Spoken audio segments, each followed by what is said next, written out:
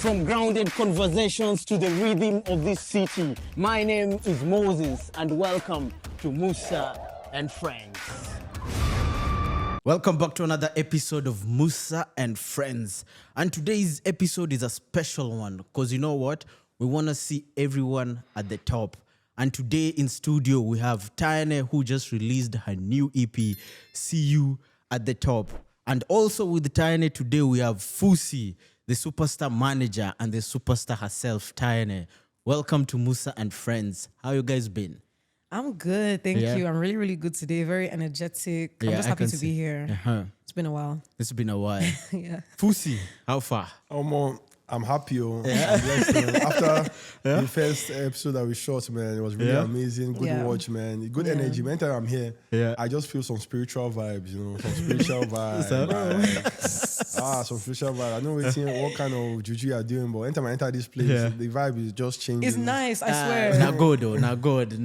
Not the hustle and hard work. I've forgotten your guy with the... my guy, man, the only thing remaining is that white thing and then I start shaking. You wait and see. You guys, I'm seeing you rocking green. You're representing Nigeria today, or what? I guess. I didn't think of that, but now that you mentioned, always.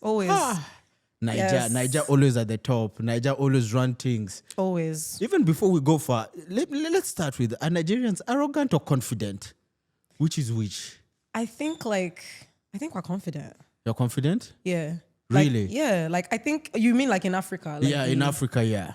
Yeah, we're just who we are. I think when you have something, you don't even have to do too much. It's we just have it. Really? Fusi.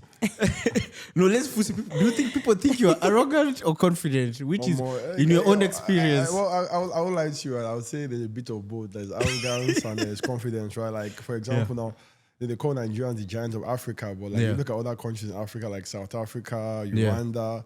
They're doing better. Nigeria never qualify for the World Cup, but we still act like. See, that's the thing. When you're delusional enough, people start to even believe that, that's you, you're the shit for real, Because we just. So Nigerians can be arrogant, Nigerians can be confident. It just depends on what. But I tell you, there are a lot of arrogant Nigerians. There are actually a lot of arrogant Nigerians, a lot of confident Nigerians too. But some people can mistake confidence with arrogance. That's what I was literally gonna say. So most people can confuse it. Yeah, sometimes when you're just confident in yourself, they think you're arrogant. So it's if that's what you mean by arrogant, then I'm fine with that. Yeah. But sometimes if it's your nature, it's your nature. If someone tells me, Musa, you're like this, if I was made like that, if arrogancy can pay your bills, let it continue pay your bills. Exactly. You never know. Nigerians are just proud of themselves at the end of the day, regardless of anything. No matter what Nigerians are, they're still proud of themselves. I swear, no matter where them day for this life, Nigerians are still proud of themselves. They go still rep themselves. They go still push themselves. If someone's doing better than them, they will make you know that no. I think I'm better than you. Now because it's no, that's me. But I'll tell you from an East African point of view, sometimes I get jealous of Nigerians. Really? Because the way you guys support each other. The support is there. It's not 100%. Some people may have other views. But the way you guys support yourself, Afrobeat is where it is today largely because of Nigerians. Coming together to move that's what I'm saying. At the end of the day, right? Population plays a very huge role in that. Nigeria is the most populated black nation in the world. So when you have so many people in the continent, and we're very loud. Very loud also. So it's at the end of the day, it's like Chinese, the Americans. When you have population, right? Yeah. You have a certain kind of stake in the industry. So I feel like Nigerians were overpopulated, and that helps us also to push the music. If you look at Nigerians in diaspora in the UK, in America, in Canada, Nigerians are everywhere, and that gives us an advantage over other African countries at the end of the day. So I'll say the numbers play a very, very huge role in that. Big time. Because for me, I know when I came to Canada, my first girlfriend was Nigerian. How was that? Was that a good experience for you? It was a mix of both. Oh, okay. Yeah, it was, when you eat suya. It is too nice, but also the pepper is also giving you. I know I'm feeling. That's actually a perfect example. I swear. You get everything in one go. Everything. Today is all lovey-dovey. Tomorrow, if I mess up, voila. Na mess up. Period. How do they say in this Nigerian movie? Na dem de roshos.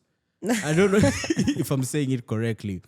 Anyway, going on forward, I'd like to congratulate both of you on the release of your EP, See You at the Top. Thank you. Thank you also for the invite. I also enjoyed that event. First of all, from someone who does small events, that event was well organized. Like Fusi got me from the road. Yeah. Like I was just crossing for the road. It's like, hey Musa, Pull up. come. Like the way it was organized from the entrance up to the venue itself, super professional. And also thank you for the gift pack I got. Of course. Yeah. Shout out to Demalytics Yeah. because especially shout out to Fortune. Like, Yeah. you know, she did it. Well, some of you may know her as Eki, but like she Yeah. did a lot like in planning that event. Like she carried Yeah. this on her head. She really made sure, and she wanted everything to just be perfect as she planned it. Yeah. And yeah, like everybody just kind of played a huge role in it. Like Dio was also really helping Fusi as well, like organize a lot of things before I even got to the venue that day. Yeah. For some of my team members that were not there, like they sent me videos, like Fusi played videos of Yeah, I saw playing you know, when I was videos, emotional yeah. on stage, I had a little, my gangster was just a little, I folded a little bit in that moment. Like, you know, I usually don't be like that. Yeah. Yeah, but Gangsters cry too, you know, here and there. yeah, that was not supposed to be my crying debut. No, but you can tell from the emotions, even I could tell the hard work behind the EP. Yeah. Tell us more about the songs. I want to start with the song Listen. Okay. Listen to me, Joe. Yeah. They are not ready, Joe. It's just basically me saying like Joe is like for people that know Nigerian, it's like man, like come on. Yeah. Like I don't know how to put it in words, but it's just like listen to me, man. Yeah. Like almost like I'm right here. So it's like there's a lot of confidence in that. Yeah. And I'm saying they are not ready, like meaning like they are really not ready for me. Like I feel like it's been my my sound and my Yeah. career. Yeah. As much as like a lot has happened this year and I'm so grateful. I feel like it's been years in the making. Like honestly, my whole life in the making. Yeah. Like from my songwriting process to my singing, like my vocals, everything. And I feel like by the time I finally reach that place I'm trying to be, people will be like, where has she been? Like, you know what I'm saying? Because I just believe like there's so much that I know, and there's a lot of seasoning. Like I'm well seasoned, I believe. Yeah. Like I'm ripe, You're ripe. ready to be harvested. Or maybe even harvested like already, but yeah. So it's just really listen, it's just me saying I'm here. Yeah. Like I've been through a lot. There's a lot that's happened in my life. Yeah. But I'm a tough cookie, you know, I'm tough. Like You're so tough. a lot, and now I'm here. I'm still here. And I didn't care about all the discouragements or the people that doubted me or anything. I just never cared. Like I never will. From a manager's point of view, Fusi, what do you think about the making of this EP and the release? To be honest, like a big shout out to Taene. Yeah. You know, she when I recorded all these songs, I really wasn't part of most of the recording sessions except from the back to back. Yeah. So I'm just really confident. I'm really happy for her that she actually, you know, made an outstanding album. Because like when I first listened to the music, right, I'm like, oh, this is something that you can definitely market. Yeah. It's not music that it doesn't sound good. You know, it sounded good. The mixing, the mastering, everything just sounded professional. So when you have a good product and you're trying to market it to an audience, it's kind of easier. Yeah. But like the music is good. So yeah, big shout out to the EP.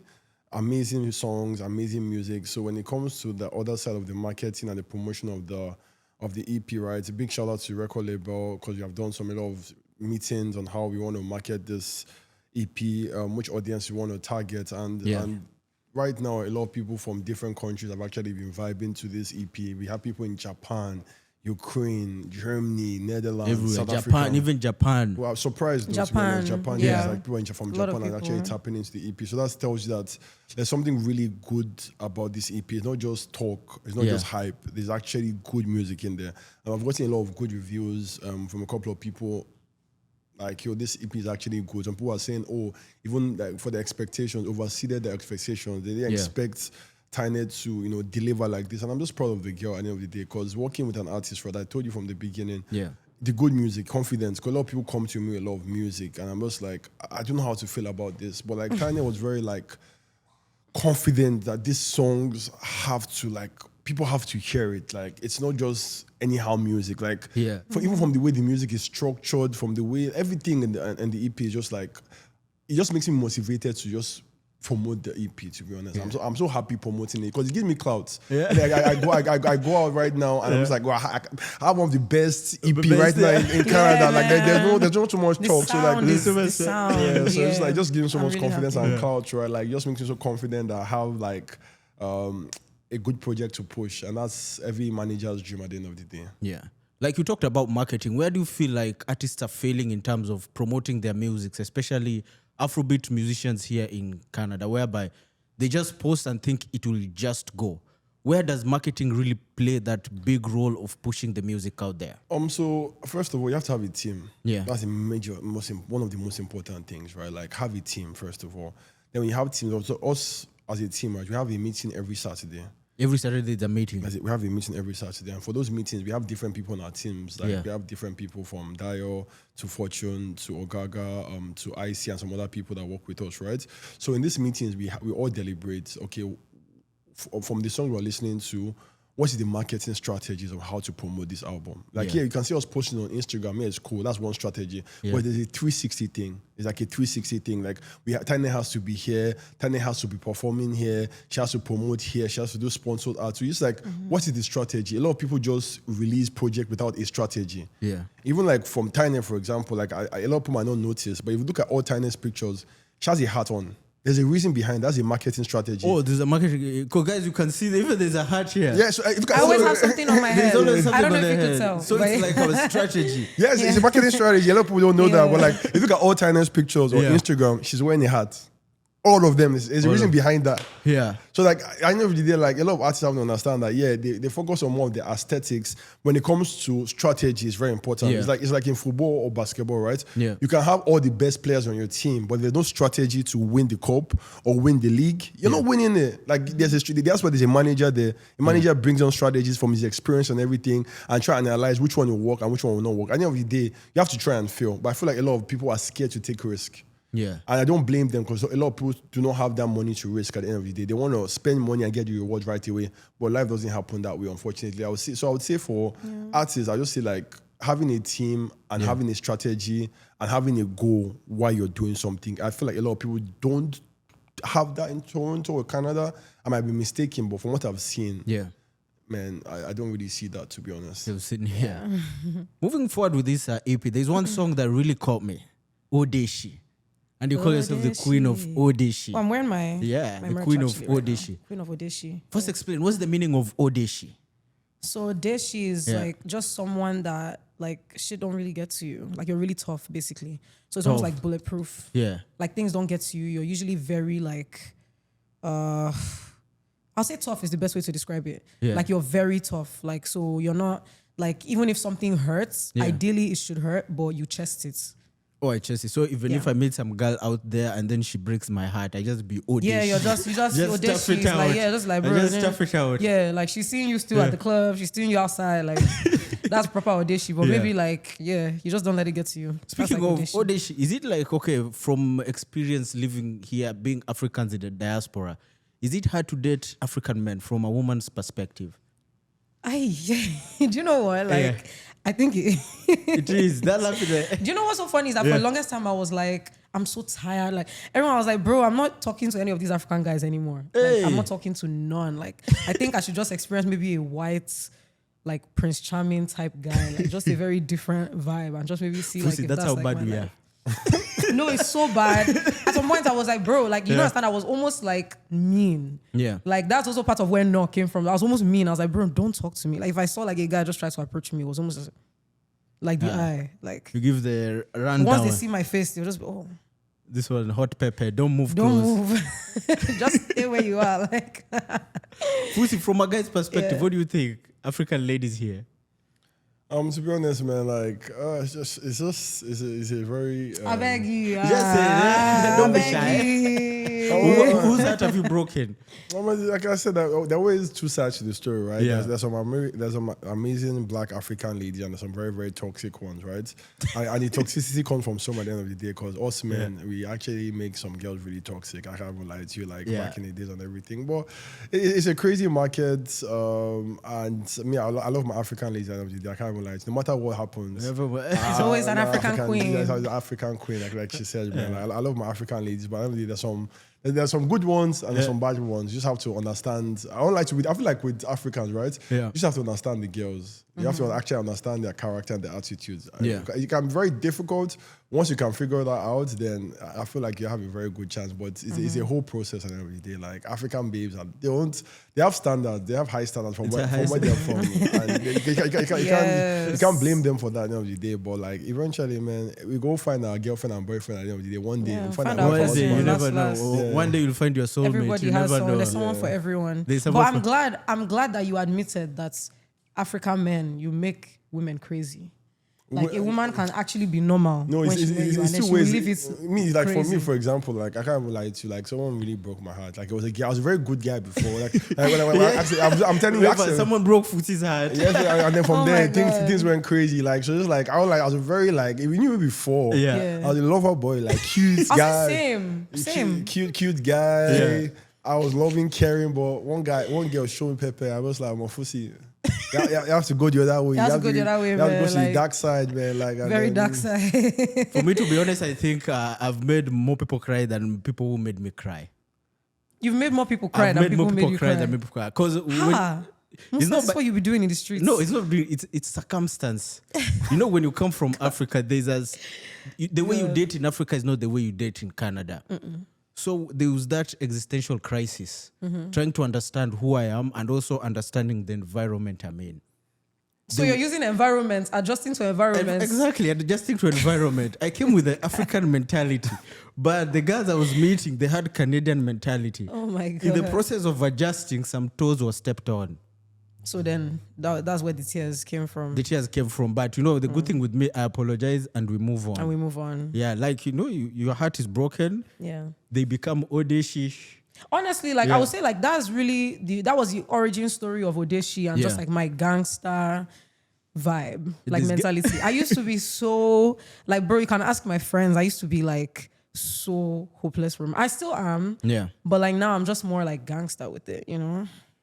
Yeah, but I just like to feel like top dog. Top dog. Because for me, I know in Canada here, the first thing that comes into mind is when I pay bills, then we can talk about every You other and these thing. your bills. Of course, because first of all, you can't date when you are broke now. True. In East Africa, we say you cannot lick an empty hand.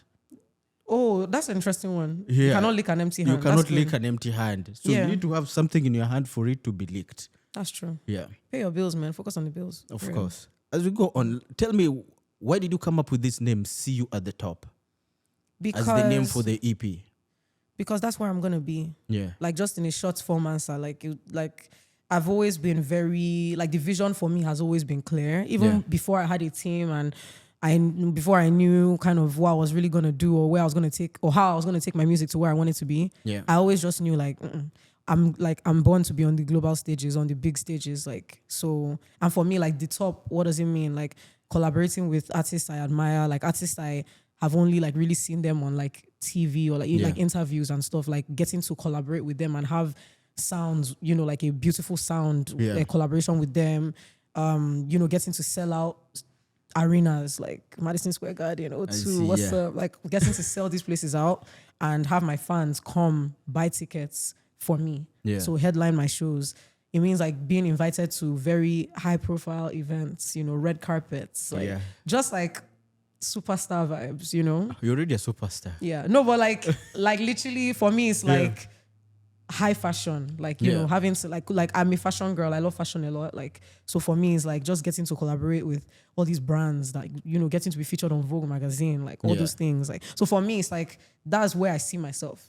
So one day I was just walking home and the name See You at the Top just dropped in me. I think it was God inspired because I really can't describe how I came up with it per se. Yeah. It just clicked in my brain. You just downloaded it. Boom. Yeah. And I was just like, see you at the top. So for me, it's not a question. It's like, are we going to get to the top? When are we getting to the no, it's like, see you. See you at the top. So it's like, yeah, like I'm going there. So like, if I like whether people like it or not, see you at the top. That's exactly what it is. So it's like, see you at the top, you know.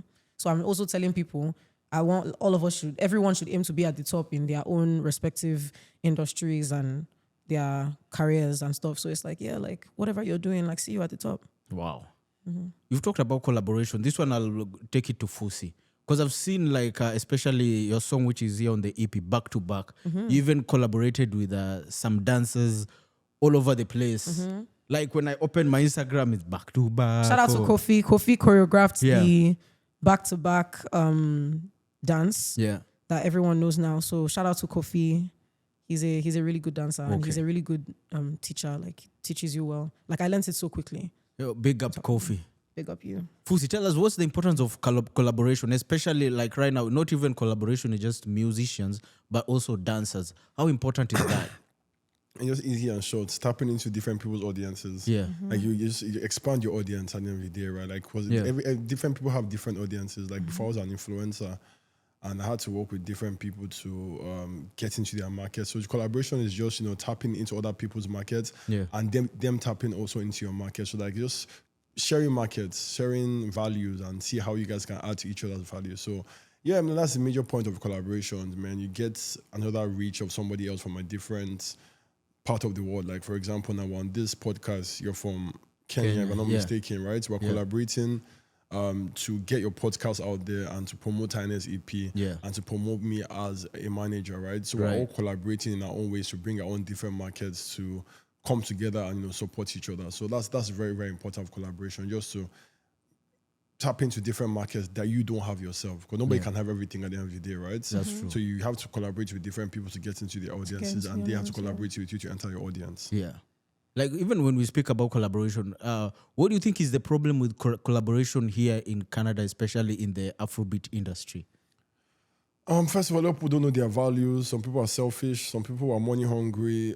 They want to charge you for something that they don't really have much value for. I'm not telling people to not, to have value by the end of the day. But if you're going to charge somebody or like let them get the value out of their money. At the end of the day, we're all growing. It's a growing market. Canada is not really a big industry, so we have to support each other first. So when we all start eating, then everybody starts eating at the end of the day. But a lot of people don't think about the long term. They talk about the short term. So I feel like it's very, very hard here when it comes to collaborating with people here and people outside Canada. And I always just ask myself, like, there should be more collaboration between more Afrobeat artists in Nigeria and Canada. I just don't know why that's happening. And that's something that I feel like has to change for the industry to thrive, for the Afrobeat scene to thrive. Because like I can call a couple of Canadian acts that have, like collaborated with like African artists, someone like Drake, Naomi Sharon, I think Roy Woods, if I'm not mistaken. I think Nonso Amadi.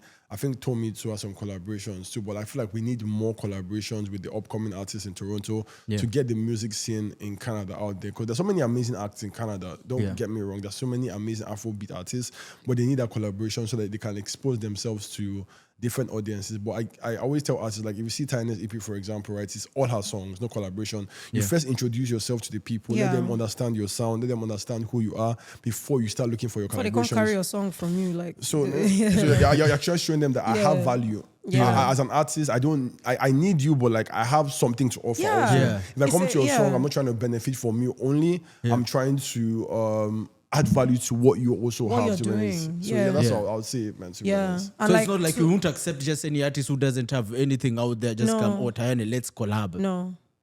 There are a lot of them in the DMs right now. I won't. Like in my DMs right now. And I'm just being honest. I won't because like the thing is like for me collaborations. I also look at like sound, right? I'm trying to like collab with someone that when I hear your sound plus my sound, it's not even just we know yes, there's the benefit of it, the monetary benefits, but then we're also talking about like bro, like the sound. I'm listening to this song and it's like, oh my god, this was the perfect collaboration.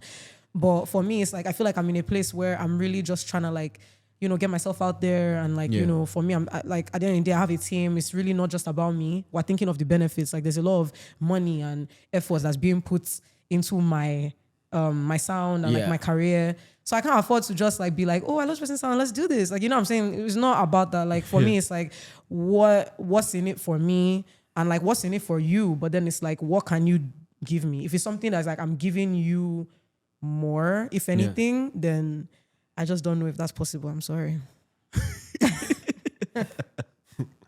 Let me see, how hard is being a musician and a manager? How hard is it? Being a musician, I find to be I like it. I wouldn't say it's hard.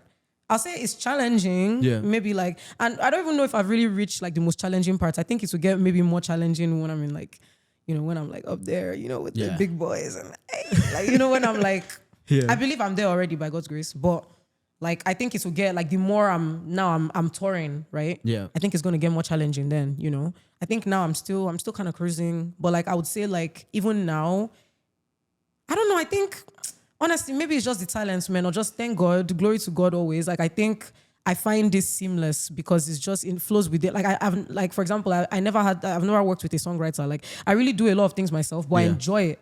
Like it's like I don't want anyone to write for me. I want to write myself. So everything on this EP, you wrote it yourself? 100%. Everything, you wrote it yourself, like just singing. So tell us the story then behind Back to Back.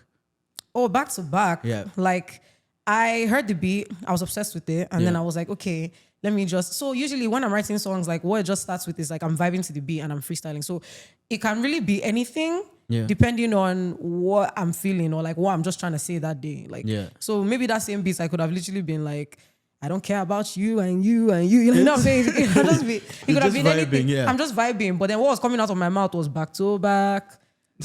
Literally. So I was like, oh, okay, period. I like this as a hook. So I actually had like a different like layout of it. And then Fusi, like he said, this was the only song that he came for my studio session. And then he was like, nah, that Back to Back, that's the golden ticket. You need to like repeat it as much as possible. So he was like, instead of like repeating, having that second part of the hook to have different lyrics, no, just keep that Back to Back, Back to Back. So that was really how I did it. And for me, it was just like, everything. I like to say things in a lot of my songs. I'm very bold, and I like to say things that I know is gonna happen. Like it's no biscuits. Like I'm saying what's gonna happen. What's going to happen? Like, so if I'm saying back to back, I mean it's literally gonna be back to back. Like there will never be a point in my career, even if I'm 60, where I will not be giving back to back. Like unless I say I don't want to do it anymore, drop hits anymore. But if I'm dropping those songs, it's always going to be back-to-back hits. Because I know right now it's back-to-back and you're going to like concerts. Now, Fusi, tell us, what's the importance of all this back-to-back? Because I know Taene has like a whole schedule full with concerts coming up. As an artist manager, what's the importance? Give people like that advice whereby you need to be going to these events, perform, and do all this stuff. So like I said from the beginning, it's a 360 thing, right? So like it's part of the promotion and marketing strategy. Yeah. Like she just released a new EP. A lot of people are feeling her in Nigeria right now. A lot of people are getting to know her sound. A lot of different audiences are tapping into her sound, right? So you just want to start. It's like when you're doing artist development, right? You're just exposing her to that lifestyle. She's learning. She's navigating different things. So as an artist, right? When you're an upcoming artist, I feel like this is a very good test for you to just, test your music, test your sound. You can play with ideas at this event. Think about also for the experience. Also, when you go for these shows, you get to meet the artists, you get to engage with the fans, and this also gives you confidence as an artist to keep on going. Yeah. If you're an artist and you're not performing at any shows, you're performing to like 10, 15 people, it can kill your confidence. So for me, like this is a strategy I've had for like the past like 5-6 years. If you're an artist that worked with me in the 5-6 years, this is what I do for all my artists. Yeah. When you've worked with me, I'll try and get you, like for the first year, I just try and get you as much shows as possible. Yeah. And then after that, we're done. Like after that, it's now you to do your own shows. So I feel like for shows, it's just for them to just, get that confidence, and make the artist seem like, okay, what I'm doing is actually right. Because a lot of artists release a lot of music and they don't get it to perform to anybody. A lot of people actually want to perform their songs. So it's just a strategy for me. It's part of the strategy where like, okay, Taene has released a new EP. She's been releasing songs. She's putting content out there. She's doing interviews. So if she taps into, we're doing ads also, right? So when she go for this event, someone would just be like, when she's performing, opening for all these artists, oh, I know that girl. Oh, I've seen her ad before. Oh, I've seen her somewhere before. And then those fans now start tapping in to our music. And if the music is good, you hold them. And they become your own fans also. Because at the end of the day, a Loj fan can be a Taene fan, a Davido fan can be a Taene fan, a Arya Star fan can be a Taene fan also. So that's just the importance of getting artists to open up for artists. Some people do it for clouds, but like I will tell you the truth, this is just artist development. We're trying to develop Taene's mind. We're trying to develop her stage plots. We're trying to get her confidence out there. So when she's her own shows, she already knows what to do and how to do it. It's like an experience. We're just teaching her right now. She gets the experience, and before she gets there, she's ready to do her own shows. Wow. And for me, like honestly, like crowd control is a skill. Like you can maybe controlling the crowd, like especially like in an arena. Like imagine like there's so many people.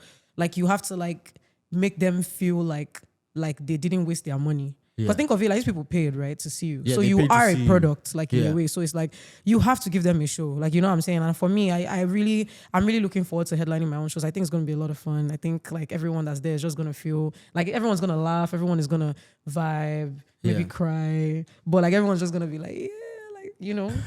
Yeah. You know, the best part, even when it comes to promotion, because I know Fusi has this thing he has been doing like forever. I know you guys have a t-shirt somewhere for signing. Oh, by all means. By all- So, guys, I just want to say, if you know Fusi Hype, you know that the jerseys are, bro, he's giving everybody a jersey from Davido to Ashake to bro. Like, so it means I'm really at the top because for me to get a jersey from Fusi Hype, then I'm really her. Like, Yeah.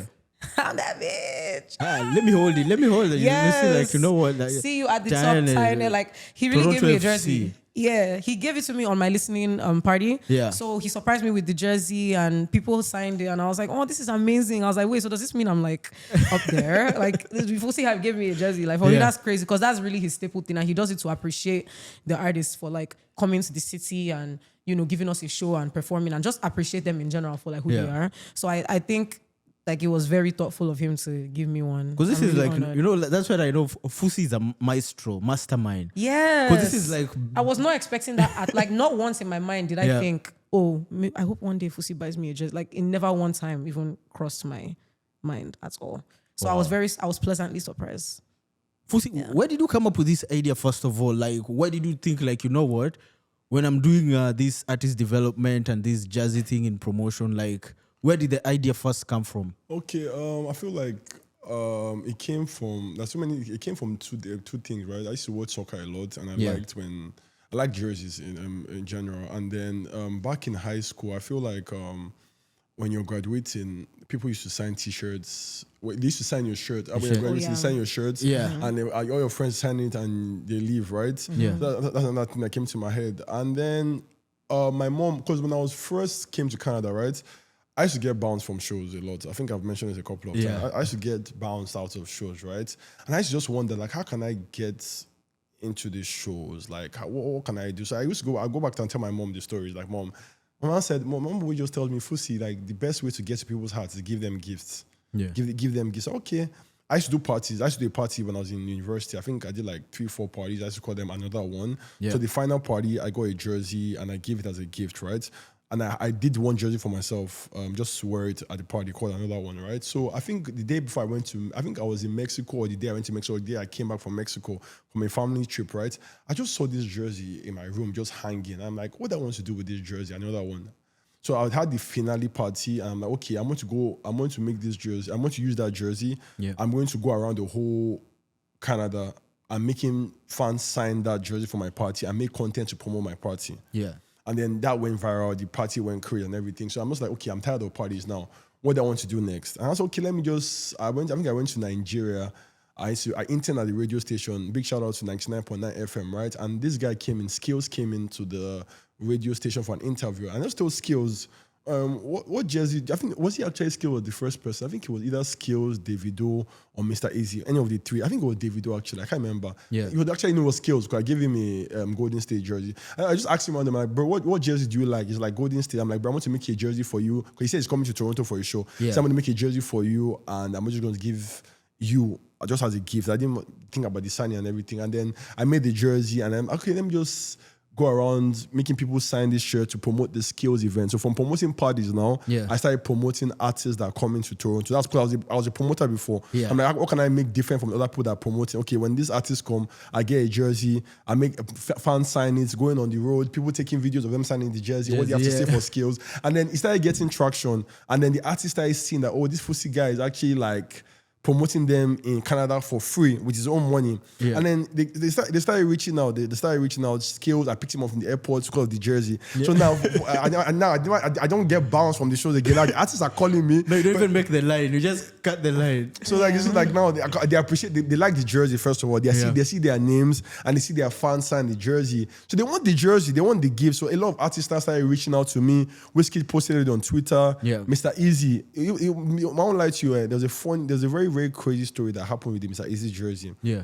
To be honest, right? Like, so my dad's office is near my house in Lekki Phase 1, right? So I like going for events early. So I went, because Mr. Easy told me to bring a jersey to one event that he was doing, right? Yeah. So when I was driving, right, I got to the event, and the event was at my dad's office.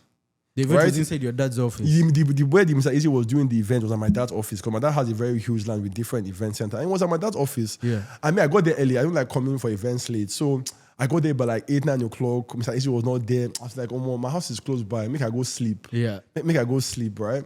So I drove back home, and then I slept. I woke up. As I was driving to the place, my 2 tires burst on the road as I was speeding. My 2 tires. I almost had a crazy accident. Damn. Going back to when I gave Mr. Easy the jersey, but Yeah. God saved my life. The 2 tires burst, but behind me was some people like tow trucks. Yeah. Randomly tow trucks. Randomly tow trucks were behind you. So, and my dad had a mechanic in his office too. Yeah. So like, nobody knew I left the house. So I just literally I begged the tow truck, can you just take the car to my dad's office? And that's when Mr. Issy was having the event also. So I literally delivered the car to my dad's office for the mechanic. I gave them money. Because my dad didn't know. I just gave them money. I'm like, bro, before we wake up in the morning, you guys have to fix this car. You have to fix this car before quick. trouble.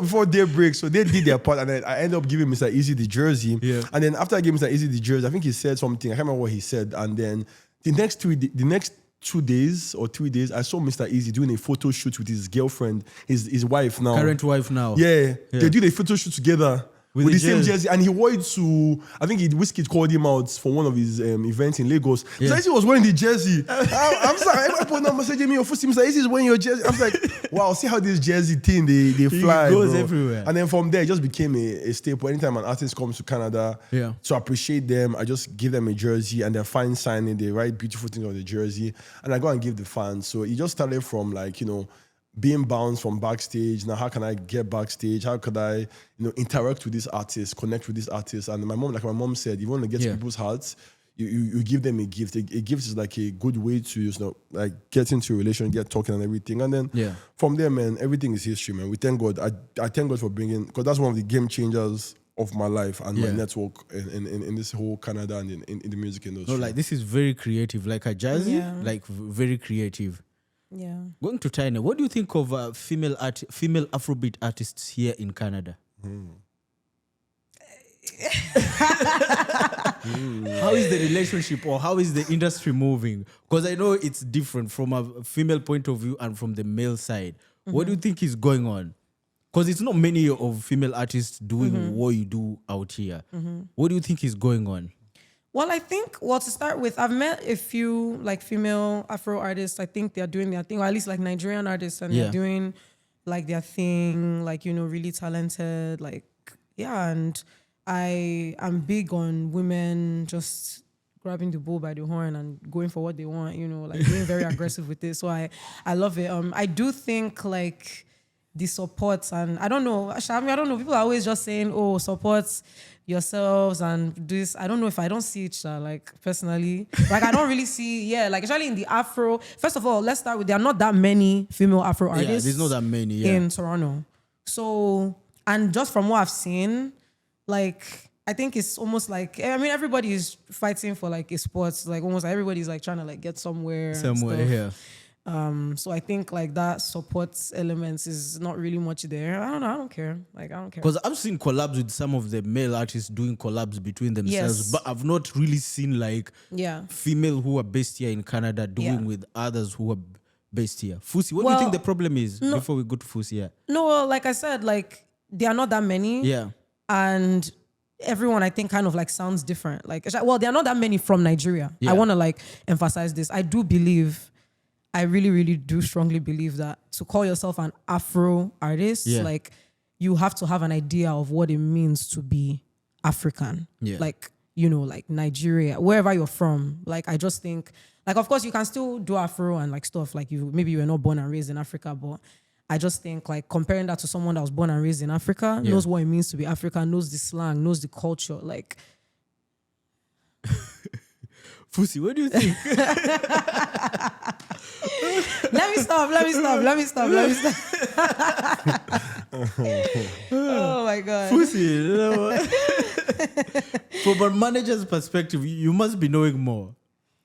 What do I think about the female Afrobeat artists in Canada? I think Taene already said it, right? There are not a lot of Afrobeat female artists in Canada that I know. A lot of people feel like because they are Nigerian, they're singing, that the Afrobeat artists. It's not just because you're Nigerian, you're an Afrobeat artist, right? Afrobeat is like a culture. It's like a movement. It's a lifestyle. So a lot of people like claim they're Afrobeat artists, but now they're not really Afrobeat artists. They don't really like understand the lingos, like she said, the slangs, what Afrobeat is, right? So I feel like a lot of females in Toronto just have to figure it out, man. Like, I don't know what it is, because girl energy sometimes. Like, girls, I don't know. So something with girls, even with friends. But we don't even care about that, I beg. Like, we don't even care. There's something, I don't know what it is with the females. Like, for them to just come together and, like, you know, make music together. Maybe someone feels insecure about something. There's a lot of insecurities also when it comes to women and everything. So those insecurities play a very, very big part in them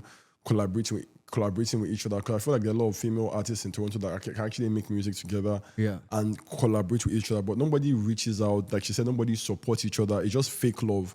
They say they are supporting, but do you really support yourselves as individuals? No. So sorry to call you, but like even just in terms of like collaborations, I think maybe because like a lot of them like all upcoming, like we're trying to like get our names out there. Yeah. Like, I don't think we're necessarily going to be collabing with ourselves. Like, you know what I'm saying? Yeah. But if we look at the industry, of course, we see collabs with, you know, Thames, Arasta, like, you know, a lot of Tiwa Savage, like women collaborate with themselves, right? Yeah. I think maybe at that point, they're at a point where they cannot be like, okay, I'm at this level. I want to start picking features. Like, who do I want to feature with? Oh, this girl, she's fire. She's sexy. I love her energy. Like, you know what I'm saying? I do love a good, like, woman-to-woman collab that's fire and sexy. You know, I love that. But I just think here in Toronto, I just don't know what the collab is necessarily going to do either. But like when you see collaboration, right, it doesn't have to come from like the music side. You can be a songwriter, you can be a producer. Oh yeah. And you can collaborate with somebody. Like some people want to sing Afrobeats, right? So when you go and look for a girl that sings Afrobeat and know what Afrobeat is, and she can write your song for you and then you sing the song. People do that. Davido does that a lot. Davido gets songwriters and he sings the Afrobeat, right? So like when it comes to the songwriting, when it comes to the like even being in the studio together to just share ideas. You don't have to make music together, but at the end of the day, you can collaborate in different ways, different ideas, pass across different ideas together. You know, like at the end of the day, if you're not in Nigeria, some people that can help you, some people can, you know, tell you what Afrobeats really means. So I feel like it's going to get better eventually. But like I said, it just starts from the support system. Like for example, when somebody drops something, everybody should support each other. I feel like that's how it is in Nigeria. Like for example, if Arasta drops a project, all the girlies are going there, you know, supporting her, showing her love, and it's not fake love. Like I'm not trying to. If you don't want to do it, don't do it. If you genuinely say you fuck with something, if you genuinely say you care about something, then support. But a lot of people act like they care, but they don't really care, and that's where the issue is. You come out, you act like you're supporting, but you don't really listen to the energy around. Yeah, you don't really listen to the person's music. You don't really understand the person's sound. You're just talking because everybody's just saying it. Yeah. So if you mess with something and you feel like you mess with it, you don't have to mess with it. But if you claim that you mess with this person, you check their music out, listen to their music, see what they're about, support them. If they're having an event, you go for it. There's this girl, for example, I'll give a big shout out to her, Shewa. Yeah. Like Shewa, I was literally going to mention her name. Shewa always like, I've known Shewa for like 3-4 years in Canada. She has been grinding. Like Shewa shows support. That's why she's very supportive. She's very supportive. Like if she's doing an event anytime, I'll try my best to be there. Because she does her talk. Like if she says she's with you, she's with you. She supports everybody. Like she has been grinding, going for shows, opening up for people without getting payment. But now she's getting paid now. But before, she'll be in any way she could support. She as much as she could. And I just want to say, like, she's such like, you know how people say I'm a girl's girl. I don't care about that. Like I don't care about like all the cho. Like it's not about like I want to see. I'm more of like an actions person. Like you can't say like you're a girl's girl and it just doesn't give girls girl. Like I don't really care. But like for me, I feel like with Shewa, she is like, I'm telling you, the first time I met her, she didn't even know me, and my feet were hurting. So this is actually some girl shit. Like my feet were hurting so bad because I was wearing heels, and I was so over it. Like I was honestly like about to leave, and then she was like, "Wait, I have Crocs in my car." Like then I was like, "Okay, yeah, like I don't mind walking with you to your car, but like my feet just hurt so bad." And she was like, "Okay, let's switch. So like take my slides and I'll wear your heels." And mind you, we're not even the same shoe size, but she tried to like just put her feet into my heels, just so I would comfortably walk to her car and she can give me Crocs. She's a really nice person. Like, she came for my listening party. I went for her listening party. Yeah. She's really talented as well. So like for me, like I do believe like there are many, there are a bunch of like women in the industry here that are really doing their thing, like DJ Dams as well. Like she's a DJ, she DJ'd at my listening party. And yeah, like for me, like I believe in like supporting people that support you. That's usually how it is. Like, yeah, no, I know, but I'm not saying I believe in supporting who supports you. Like that's just my thing. And for me, like I know, like obviously, like what he's saying is absolutely true. Like, you know, people should come together, like share minds and like all of that, or like people should attend, you know, each other's shows. Like if you really fuck with my music, then you should show that you do, right? But I don't necessarily think like, for me, I think that people are like birds sometimes. What do you mean by people are like birds? They flock to whatever is pretty at the time, you know, like if something is popping, they're going to flock to you. So like I never really cared too much about like getting every individual person's approval as opposed to dominating globally. And then people will just have no choice but to listen to my music because it's like, who's the shit? Taene. Yeah. Like, you know what I'm saying? Like that's just how it is. I'm sure even Arasta Thames, they had people before they started that were not really vibing. I mean, we've heard their stories. Like they were not really vibing with their sound. But now everybody wants to be with everybody them. wants to associate That's just themselves. how it is. So that's why I'm saying people are like birds. Yeah. Sometimes. So but people, I'm not saying it in a bad way. I'm just saying like but it's just human nature. That's how it is. Yeah. Yeah. So that's just it. So I don't think no one should really worry too much about like getting anyone's approval. Just keep doing your thing. The people that will support you will, like your nation, like your fans, they will rise. Yeah. They will rise, yeah. As we move on, do you think like Africans who are here in diaspora, do you think we treat people who are now in Africa differently and the people in Africa who look at us, Africans in diaspora, is there like some sort of like a hidden bad blood? I think so. I'm not sure why. Yeah. I never really understood why. And see, I'm very passionate about this topic because I went to school in Canada. Well, I went to university in Canada. So, and obviously me as a Niger babe coming from Nigeria, like born and raised versus the ones that were born and raised here. Yeah. Like, I don't know. I don't want to speak for everyone. It's not like really like generalizing to everybody, but I do think there's a level of, I don't want to say ignorance, but almost like there's just a level of like, I don't know. Okay, so this is my opinion, right? This is just my opinion. I think Africans in diaspora, sometimes, not everybody, they only associate with being African when it's trendy. Yeah. That's what I think. Like, I think when we're talking about Rema, Burna Boy, they are like, I'm a Niger babe, Burna Boy, Rema, I'm a Benin girl. I'm a Benin girl, you know what I'm saying? Like, but I'm only Benin because of Rema. Like, I'm Benin for real. Like, you know what I'm saying? That's where you're from. Yeah, that's where I'm from. Yeah, it's just like whatever, but it's not a trend. Yeah. I'm Nigerian. I was born and raised there. I know the heat. I know life. I've seen life there. Like, I know what it's like to be Nigerian. Yeah. So I do think, like, for some reason, maybe they look down on people from Nigeria. I'm not sure why, though, because I do think Nigerians are very, like, rich and cultured. In fact, a rich person in Nigeria, you can never compare the money to a rich person in Canada. Oh yeah, that's so I've never understood the like whatever. It's like, you know. Yeah. But Fusi, what do you think?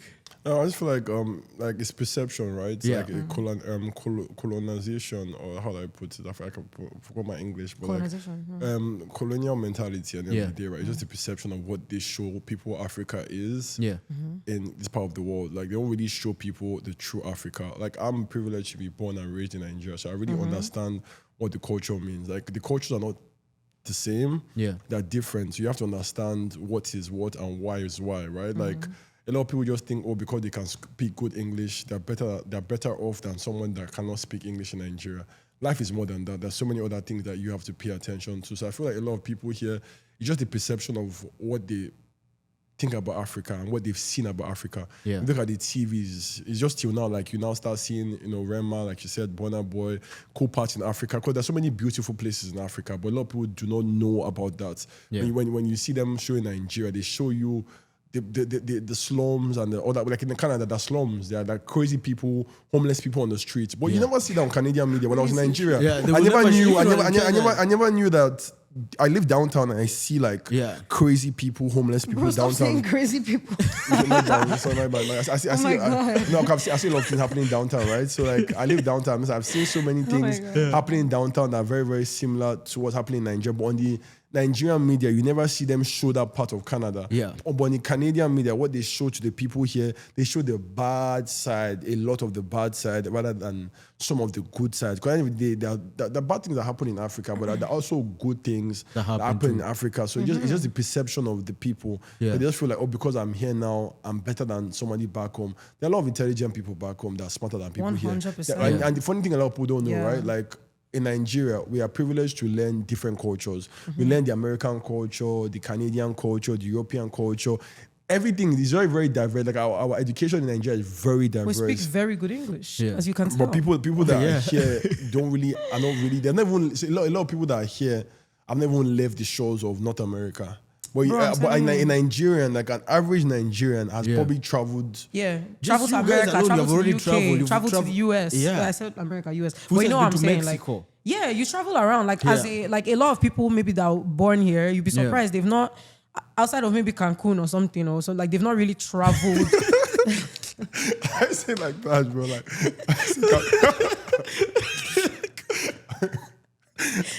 why you like Cancun? Where the fuck is it? How can you say Cancun? Because it's true now, like.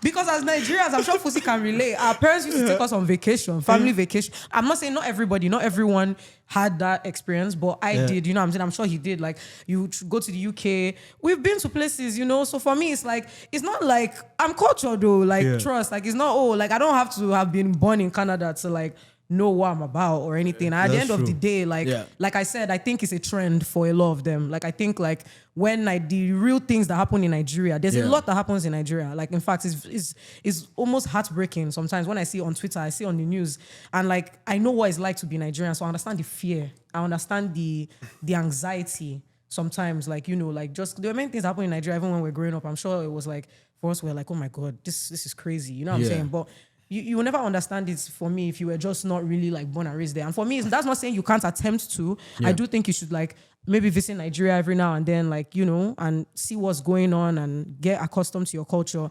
But yeah, I don't know why there's definitely maybe an attitude. And mind you, I've heard it from a few people too. Like, that's just how they. That's just one thing before we get back to the EP, right? So I feel like when I first came here too, one of the things that actually made me really popular was the fact that I was one of the only, I won't say I wasn't the only people, right? But at the time when I was in university, I was very, very pro-Nigerian. Yeah. Like from my outfits, from the music, like when they're not playing Nigerian music in the club, I was one that always went to the DJ, play some Afrobeats, play some African music, respect Africans. If anybody that knows me when I was in university, right? Yeah. I was always big on Nigeria, the culture, the people. I was very proud because I seen a lot of people here. When I was in university, a lot of people did not rate black people. And these are stories I've heard from people also that, you know, went to high school here, as Africans or Nigerians, right? They used to insult them in high school here for being Nigerian. It's just now that a lot of people started appreciating who you are. Before it was, they used to bully you, or you're this, you're that, you have an accent. But now if you have a Nigerian accent, Nigerian accent is cute. Before it wasn't like that. It wasn't like that. Oh, so before people make bullying you, making people fun make of fun you. Of the accent, you can't pronounce this, you can't, because like people don't understand that the accent is different. We speak good English. Yeah. But like the accent, even me as a person, when I first came here, my accent was thrown on a lot. But I did not care. I used to go, I didn't care. I never once cared. Like I didn't care, to be honest. I'm like, if you say, I won't lie to you, like I just remember back in the days, but I'm just really proud now that a lot of people are making. That's why when you see all these shows, African artists selling out all these shows in Toronto, it makes me happy because it wasn't like, it still has a lot to do. Yeah, you're going to grow a lot, but now it's getting better. You see a lot of people appreciating, even in clubs downtown, some club owners tell them not to play Afrobeats in their club. Oh, they tell you before even the DJ starts playing. I'm telling you, not the Nigerian club. That's why you love Nigerian clubs now in Toronto, and they're getting. A big shout out to Toronto clubs that, you know, before there weren't a lot of Toronto clubs that were downtown, but now there are a couple of them downtown trying to, you know, get motion and everything. And they're doing a really good job. But before, the only songs you hear in the Nigerian club is the Money Fall on You. Just the default. But now they're beginning to diversify, play a couple of Afrobeats. But I'm telling you, bro, new releases, like fresh sound. There are places in Toronto that tell you not to play Afrobeats after a certain time. Because it was promoted before. Yeah. So peak time, they're not playing any Afrobeat time. When the club is now hype, they're not playing Afrobeat. Yeah. I didn't even know. And the funny thing that Nigerians are probably one of the biggest spenders, like when it comes to the club culture in Toronto. Of course, the bottle service and everything. Yeah. We know who how would they say it? Who bought Azul? That thing, Now you the bamba, now you the shoe. That was like I know it started with Africans, that thing like with the bottles and crazy spending. Yeah. But that to get his own side and every day, I appreciate.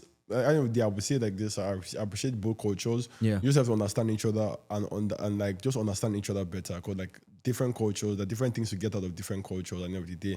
And like, I always tell people, man, it's cool to be African. Like it's so very cool. cool. I mean, African. and that's my issue. See, that's why I just said like it's only like when it's cool to be African, then everybody is like, yeah. That's when they. But what if it wasn't cool tomorrow? Are you still go? Because I'll still be like, yeah. Like even if it wasn't cool tomorrow, I'll still be like, I'm African still. Like, and I'm bad. But Africans have the finest, we bad. The best mother's land. They always tell you, man. Africa is the mother's land. There's a reason behind that. Motherland. We don't shiver back in Africa. There's bro. no winter. Every day in enjoyment. When winter comes Every day now, outside, man. When winter comes, everybody will be inside. Yeah. But in Africa, man, now every day. And that thing where the sky starts to get dark, we don't got that. They don't. How they call it here? They don't. How do they? Here Daylight savings or whatever it's called. We don't have that. No. There 6 p.m. is 6 p.m. January to December. I'm telling you. I'm telling you. Going back to the EP, where can people get the EP? You can get it everywhere on all streaming platforms, Yeah. Spotify, Apple Music, Tidal, YouTube Music, Audiomack, wherever you listen to your music. It's going to be there. And you can find me, Taene, Taene. And just stream my music and do your thing. I hope you like it. So what's your own favorite song on that EP? Odeshi. Huh? Odeshi. Why you like Odeshi? Why you like Odeshi? Like the way she said, like there's some days whereby I was like soft. Like I relate to this song to the deepest parts of the song. Mm-hmm. When she's singing that Odeshi, like when I listen, when you were talking about it on your EP launch, Mm-hmm. like sometimes you feel like you're hurt, but you have to go outside there and you're like, I'm tough. Because there's some things that happened to me in my life whereby I felt like, you know what, I'm gonna give up. But I didn't give up. I became the Odeshi. So That's when I was your listening, Odeshi story. So I was like, you know what? I'm also an Odeshi in my own ways. Period. Exactly. Yeah, like it's just literally like, okay, sometimes things could get to you, but stay tough. Like, stay like I was just basically saying in the song that normally I chest things, but this one hurts, in a way. But it's not gonna be like that. It's not like that right now. And mind you, like that's the thing about being an artist. Like you write these songs and like you can be in a totally different place. Like now I'm in such a different place. Like so, but yeah, it's always good. It's kind of like a time capsule in a way. Like people can listen to it and be. To me, it's like a motivator. It's like whatever even comes my way, I'm an Odeshi. What can hurt me? I'm African. Yes. What's the worst that can happen? Yes. And my second one is back to back. Yeah, I know, back to back. But okay, well, because the last time I was here, I know you said OMG was like your favorite song, but that's not on the EP. But you keep on releasing, so now probably the next time we meet, it will be something probably going to else. be a different one. Yeah, like it's just, And for me, I really, really appreciate it because as an artist, like I can definitely have my confidence, which is necessary, I think, in creating and just believing in yourself, period. But when people now tell me like, no, like you're up next. Like this is crazy. This is my favorite one. I actually listened to this. Yeah, like it means it. Or even if they are saying it, but they didn't actually listen to it. I'm like, the fact that they took time to still tell me that they listened to it, I guess is something. Like I think we're getting somewhere with this, By God's grace, maybe next time we're here, maybe we'll be big blown.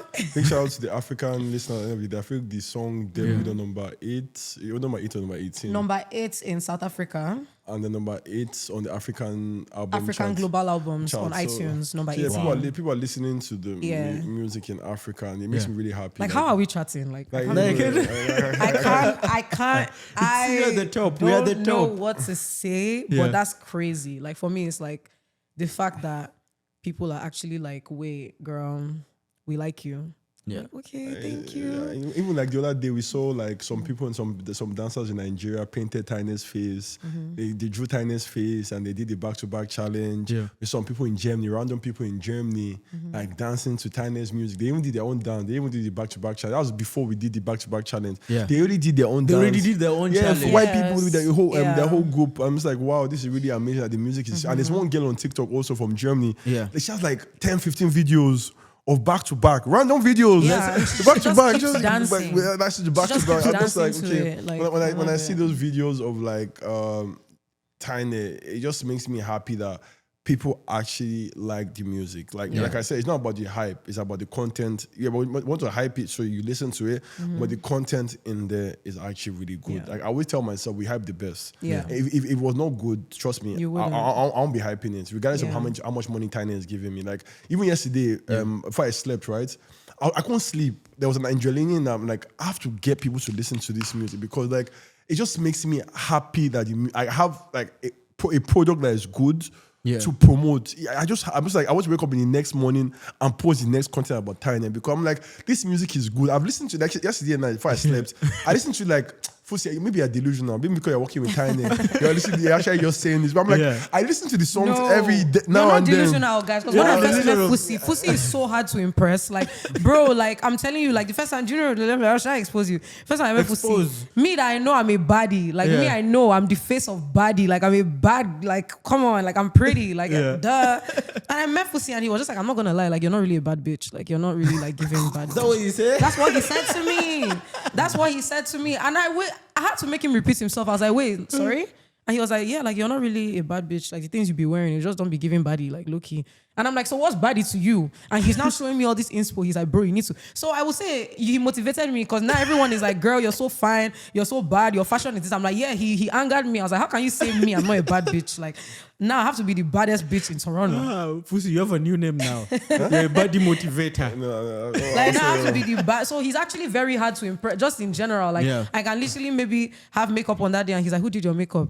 Or maybe I can do whatever. But it's all from, he's like a brother. Like, it's all from a good place. Like, and I appreciate people like that around me. I don't like yes men. Yeah. Like, just tell me if you feel like, oh, this is not really making sense. Just, it's better you say it so then we can fix it before we can't. Like, you know what I'm saying? Before it's like irreversible. That's true. I think with him, the fact that he even likes my music.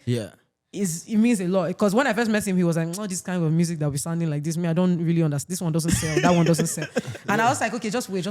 Let me work. Let me cook. And now look at you. Yeah, because think that or something about me, right? I want to lie to you. Like, I've been privileged. I know a lot of big boys. I won't say big boys. I know a lot of people in the industry, right? Yeah. So when I'm going to them, right, I have to come in my A game. Yeah. I can't just go to someone and just say, oh, because she's my artist. Listen to her music. They now listen to the music and the music is not making sense. up to the level. They look at me funny. You lose some marks. So I look at my. So he's thinking about his reputation. I know. Like, don't embarrass me, I beg. That's what I'm saying. Every day, so just like I know every day, right? So like I wait because I'm the kind of person that I just be like, if you believe in yourself and you believe what you're putting out is really good, I'll give you a chance. But like you have to do like Taene. Now I didn't tell Taene, go and mix or master this way or produce your song. She just brought the songs to me and it was ready and it was good. So she already knows how to create the art. Me, I can amplify it with the connections I have. Okay, we can get this kind of producer next time because you have to pay those producers a lot of money. This mix and match. When we get to that certain level now, I have the connects to bring those people in. But for the fact that she went to do this EP by herself, brought it out, and everything sounds like it's sweet. Like it's not like you can't hear it's sweet. Yes, I'm saying you can't say that the mix and mastering is bad or it sounding. The vocals are tight. Yeah, so it's like it sounds good for an upcoming artist. Like she's not at the top yet. But when she gets there, you can. No, I'm at stop that. I'm at the top. Yeah, by the grace of God. No, I'm at the top. By the grace of God. I'm at the top. And so you pay me $1,000 now. Yes. $100,000. That's fine. That's fine. That's my fee now. You heard that? Once we leave here, I'll wire it to you. You guys can private jet to Nigeria. Yeah, one time. December. Fusi, what's up? As a witness, $200. We go share that $1,000 as a witness. I say $100,000. $100,000. Yeah, $100K. Yeah, I'll wire it to you once we leave here. What's up? Okay. She should buy you your car. You have evidence of interviewing her when she was on her way to the top. Yeah. I'll buy you a car. I'll buy you a car to say thank you for supporting me when I was on the rise. So yes to you and Graham. Yes. Graham, we are getting a car. You guys are going to get cars from me. Oh, Graham, we're getting cars. We're getting cars. You can refer to this in case you're like... Of course. So remember that... We have evidence right now. Bro, the internet is... People are about to run. But at the end of the day, that's our dream at the end of the day. Even like she might be joking about it by the end of the day, but I feel like When Taene gets to where she's going to with her full potential, right? She plans on opening like charity, going back home to Nigeria to, help people. Because Taene really likes kids, right? Yeah. So she wants to, go back home, help kids, feed kids, put people in school. And that's something I'm really passionate about also. Yeah. So that's one thing also we Give relate back. when we definitely get to where we're going to and we have the fundings to do everything we want to do, we want to give back to the people back home. Yeah. And that's something that we're going to do. And everybody that's been with us on the journey, we're also going to definitely, help Support them any way we can them help in them their in any way, dreams, and like- achieve their dream. Like, Yeah. there's no way like Taene is going to be on Billboard or all these things. She's going to be there by the grace of God, right? And we'll have something I will not call you to be in the room. If Taene is doing a show and they're asking for, you have to be backstage, there's no way Moussa is going to be at the door. At the door, struggling to There's enter. no way that's going to happen. No. If we're having something, an event in a different country and want you to be there, you ask us, Fusi, can we be at this event? We're definitely going to give you that. Yeah. That's how we move. We support everyone. Support everyone, putting everyone on. Like Everybody everyone doesn't is support. eating We good. grow together. Everyone is eating good. Don't worry. We want this podcast to be like Yeah. one of the best things. That's what we're here on every day. Yeah. You reach 10K subscribers on Today, YouTube. yeah. Big shout out to you. Yeah, man. thank you. Congratulations. Shout out to you, man. It's not easy at the end of the day. It's not easy. I love that. Because you I love tend that. to talk about us every single time, but we have to also give you your flowers, man. Because Yeah. I didn't know you prior to this. I think we were just on social media friend, but the fact that you actually believed in whatever we're doing, and you're actually an amazing person, to be honest. You so are. keep up the You're very, really, very really good vibes. Yeah. Keep up And that's very- why you're gonna get a car. Yeah. Normally, I would have said, I'll buy you maybe like a watch or something. But I'm like, no, like. My own gift for you will probably just go to Kenya one day and just live the lifestyle, man. Hey, no, you need to take us. You need to take us. know You what? need to take us to Actually, right Kenya. now, we're When we're taking- at the at the you know, top. at the top, you take us to Kenya, and then we're gonna have a section, buy bottles. Actually, you know what's happening right now? Me and Graham, we are planning a Moussa Fest in Kenya 2030. We are taking 1,000 people to East Africa. 30 Oh, people. period. 1,000 people. 2030. 1,000, 2030? 1,000. You don't think that's too far? You don't think you could do it earlier? No, not far. 5 years, no, it's not far. No, Oh, it's far. 5 years. 2030, we're in 2025. That's crazy. Yeah, 2030 is in 2030. 5 years. Yeah. Bro, it sounded like 2070 to me. Like I was like, wait, like that's insane. And the good thing is But that yeah. definitely she shouldn't be performing at that show. I've already told you right now. Of course, Taene is gonna be 100%. performing. I've already told you that now. 100%. And when you guys do that festival, Yeah. Taene is going to be there. Live in Kenya. Live in Let's Kenya. go. Before you end this, right? Yeah. That thing that you said, right? Yeah. That you're taking people to Kenya. Yeah. When I was in university, right? I used to tell people that I used to shit on Africa. Like one day, Yeah. I'm going to get a private jet in Pearson Airport and tell the first 20 people to reach Pearson Airport, Yeah. all expenses paid to Nigeria. I used to brag about. I used to say that a lot when I was in university, but people didn't understand where I'm coming from, and that's still something. And the fact that you said it, they're going Yeah. to do Kenya now, it motivates me that from Kenya, Yeah. we move to Nigeria, Nigeria. from Nigeria, Tanzania. We just from do an Tanzania. African tour. Yeah, in fact, that you said that, Yeah. it makes me so happy that God is telling me something that Yeah. I'm going to invest in that thing you're doing. I'm going to invest from Kenya. Yeah. We'll probably do Nigeria, Nigeria, Ghana. yeah. We told you, anybody that's never been to Africa before, Yeah. we'll take 20 people each year Yeah. to be going to Africa, to go to different parts of Africa to actually see the real Africa. And See if we're what's with them, happening. Yeah. Know what they see here on media? They see the actual Africa. They see And we can it. even add like charity to it. So like he Yeah. was saying, like for me, kids are, everyone knows like I love kids. Like they're very special to me. And also women, like, you know, like I've seen even videos of like women like trying to deliver in, like, you know, like pregnant women, Yeah. you know, trying to deliver in Nigeria or in Africa, and like the conditions that they have to deliver their baby in. For me, it's just no, like there's no way I can be here and be privileged, and Yeah. I'm not funding for better lives for better for services women. for them. That's For them. Like for me, that's what it's all about. Yeah. Like you cannot chop all that money alone now. You can't. Money is sweet when it's shared. Mismanage my funds on Yeah. you. Shout So out to guys, the as we video. finish, what are your last words? Talk to someone out there. Hi, someone. I just want to say that you are special. You're beautiful. You are talented. You matter. You matter. We need you here. There's something that you have to offer to the world, even though it may not feel like that right now, or it may not feel like anyone gives a fuck about what you're doing.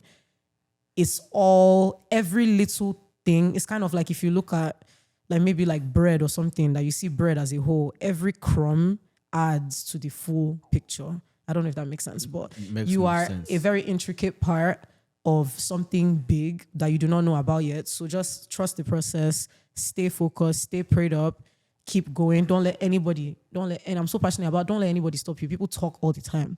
People give advice all the time. Don't let anyone stop you. Be delusional and go after what you want. Because I'm telling you, the people that made it in life were the people that they did not let anyone stop them. They were delusional and they got it. Like, imagine not getting what you want because you listen to somebody, but then you could have gotten it because there are people that have gotten it. So they didn't have two heads. Like in Nigeria, we used to say like, oh, does the person have two heads? Like, they did it with one brain. We all have one brain, one heart, all the organs, they are the same. So, and they are able to do it. So why can't you? There are some people that didn't come from money and they made it. They made it so big. You can do it. Ronaldo didn't come from money. Look at Ronaldo. He's now. a billionaire now. Exactly. So for me, it's like, keep going, keep pushing.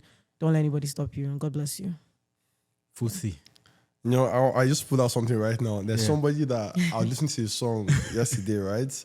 And his name is Rema. I really like Rema. And there's a quote he said in one of his songs called Fond.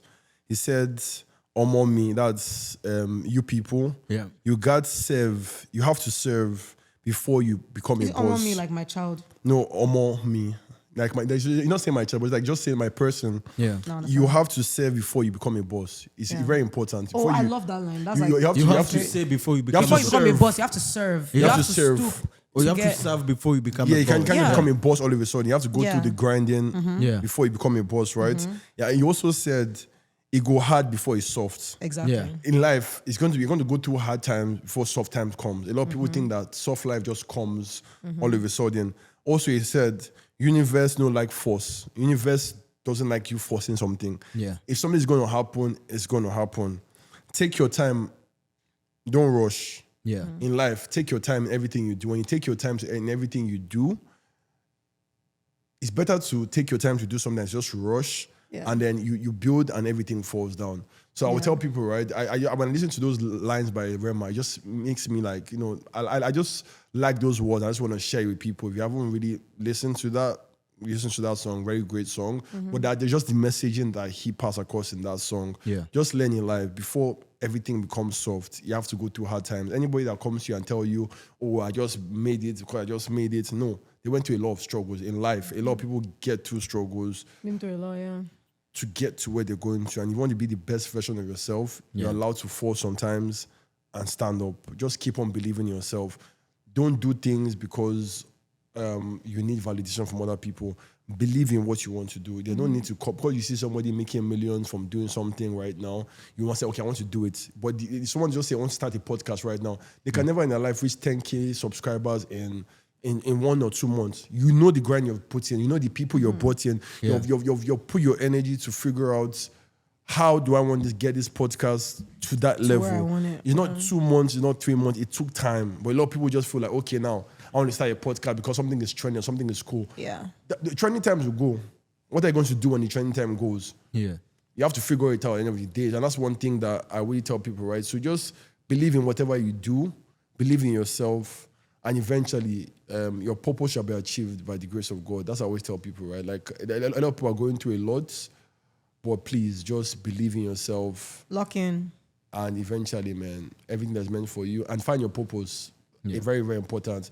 My mom always tells me, find your purpose. Everybody was created with a purpose. Yeah. You have to find, not just copying other people's purposes. Yeah. Find your own purpose, and it's in your heart. It's telling you, something in your heart is telling you. Yeah. But you feel like, oh, this thing is not cool enough, or people are going to laugh at me. Like this jersey thing that you're talking about, right? Yeah. A lot of people laughed at me, but now it put me inside rooms that I'm not expected to be in. Yeah. So there's something in your heart telling you, do this, do this, do this. Just do it. Yeah. They will laugh at you, but eventually... Who cares if they laugh at you? There's a sense of that insecurity. It might not even be, it might be your family members, it might be people close to you that you don't think that will believe, it might believe in you, but at the end of the day, right, you will have that kind of... Follow your calling. You can follow your calling, but sometimes just believe. Like, you know why you're doing it, just do it. People are going to laugh. Because the reason why people laugh is because they don't understand what is in your head. When eventually you pass the message across to them, now they understand, and then they now come and celebrate you. So it's part of the process where, like, you do something, people don't understand, they laugh at you, and eventually the real people will recognize your value and your purpose. No, it's so important to me that people understand, like, you shouldn't, like, I understand, yes, of course, like, you're human, everyone's a human being, you have your feelings, bro, people laughing at you should be the least of your problems. Like, honestly, like, and it's not even like I always felt this way, but I think just from experience and like being at this level, I'm so happy that I didn't let someone laughing at me stop me. Like, you know what I'm saying? I wouldn't have met Fusi if I was like, oh, they are laughing at me, whatever, or they are making fun of me. Like there was someone I think it was Arasta or someone that said it. I was like, she's not afraid to be seen trying. And for me, it's such a big thing. When you're going after the life you want, think of yourself as an individual entity. Nobody came on this planet with you, and no one is going to live with you. So when you're thinking about the life you want, you have to be aggressive. Like, you cannot be like, what if they? Yeah. No one cares about they. You care about you. If you feel in your brain that there's something that you're supposed to do, then just do it unapologetically. It may not make sense. There may be some things that you do in the process. It may not make too much sense to people. And they may be like, who does she think she is? Bro, when you make it, there will be the same people fighting to be near you. True. That's just how human beings are. Like, human beings laugh today, cry tomorrow. Next day, they rejoice. You know what I'm saying? So it just all depends. And while we're still talking about Rema, I just want to take this as an opportunity to manifest that I will be collabing with Rema very soon. I'm a Benin girl too, so I know that the collab is going to be fire. Like, you don't understand. And you guys can refer back to this video when me and Rema have a song together. Thank you. Guys, thank you so much for watching. See you at the top. See you at the top. I was actually going to say that. Yeah, okay, Guys, thank you for watching Moussa and Friends. And today I had Fusi and Taene. See you at the top. And my message to Taene, I don't just want to see you at the top. I want to see you remain at the top. We are all just going to stay there at the top. Amen. It's going to be hard, but we are all going to get there. Longevity is the goal. Exactly. Timeless music, because we are all ageless. Guys, thank you for watching, and we are out.